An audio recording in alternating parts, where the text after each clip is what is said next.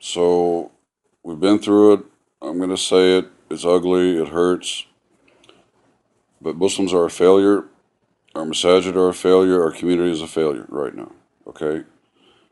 We've allowed quasi Islam to take over our lives and our institutions. And we have lost track of the things that are actually obligatory, including the very mission of the deen itself. Okay, so how do we get back on track? Okay, um, so one of the first things that has always stuck in my mind is a story that someone was talking to Imam Malik, rahmatullahi alayhi, and he mentioned something. He said that, and I don't know if it's, he said that whatever was correct in the beginning will be correct in the end, or if it's whatever corrects things, corrected things in the beginning will correct things in the end. But I think in principle, both of these are true. Okay? Going back to the mission of Rasulullah, and especially for Muslims living in the West, okay, the Medina community is your model, and you better learn it. Okay? Um, and then another thing was one of the great shuyukh in the last half century was someone asked him, how will I know when I'm on the right path? The sheikh gave him a very beautiful answer. He said, when the only concern you have and your only preoccupation, day and night, is for the guidance of humanity, then you will be a follower of Rasulullah sallallahu alaihi wasallam. Okay? That's a pretty damn clear answer right there. Now, our communities have got to get back on track. And so I myself I wanted to like boil things down a bit because we have so much quasi Islam. So much quasi Islam. Oh, so much activity, appearance of doing Islam. Okay, we're doing things from Islam, we're not doing Islam. Okay? All the tafsir and going deep into tasawwuf and being the social justice warriors and politics and I don't ridicule any of that because I involve in all of that myself. But we've got to get back to the mission or we fail. We will meet Allah as failures. Allah has given us the obligations.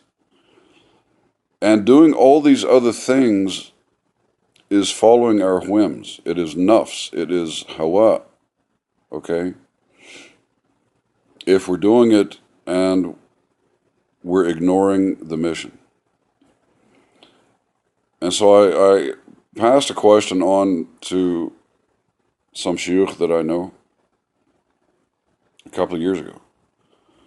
And I just asked them, what do you guys think about this, like this mission statement?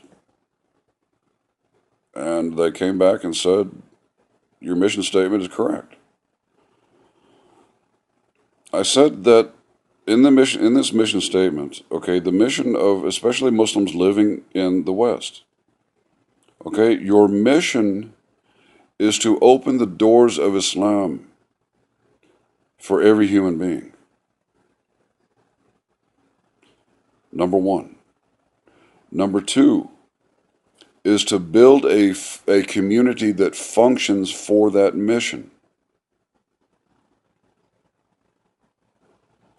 And then number three is your own islah. Okay? And that is if you look back at the Medina community, that's what it was. Okay?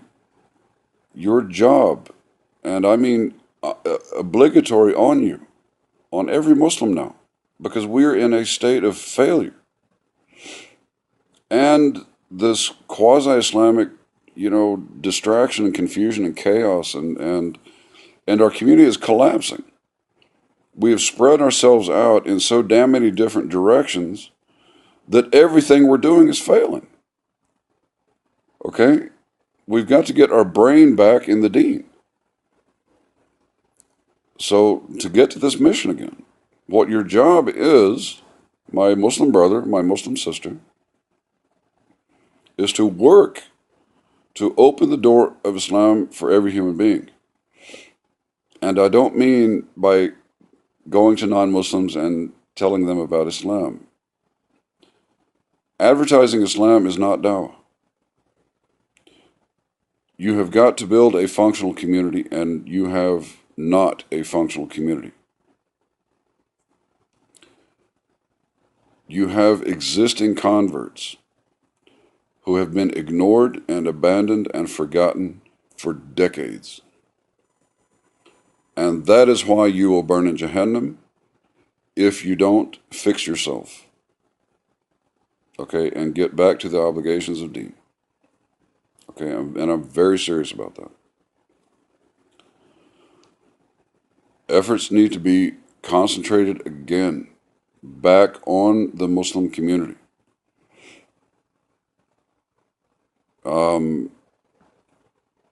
Because that's the first thing you're going to be asked about isn't, okay, did you have a successful Muslim Democratic candidate win office? Okay, no, that's a nice thing.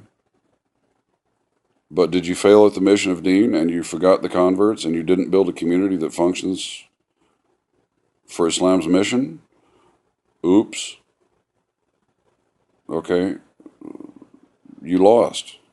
You blew it. So, I mean, you got to get serious. So, and again, looking at Medina, that's what they did. When did Allah declare that He had finalized Islam, completed the revelation, and it was after the Medina community was built? When did Islam begin to spread like a tidal wave in all directions? It was after the Medina community was built. Okay? When did the events indicating the end of Rasulullah's life and the end of his mission occur? إِذَا جَاءَ النَّصْرُ اللَّهِ وَالْفَتْحُ وَرَأَيْتَ النَّاسَ يَدْخُلُونَ فِي دِينِ اللَّهِ أَفْوَاجًا. Okay? When Allah's help arrives and the great victory, and you see human beings entering Islam in multitudes. That was after the community of Medina was built.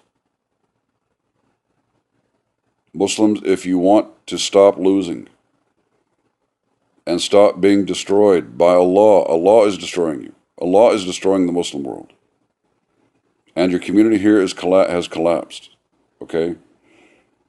If you want to stop losing and start winning, you get your butt back to the mission of deen. Not your hawa, not what I enjoy doing that's from Islam, but get back to actual Islam.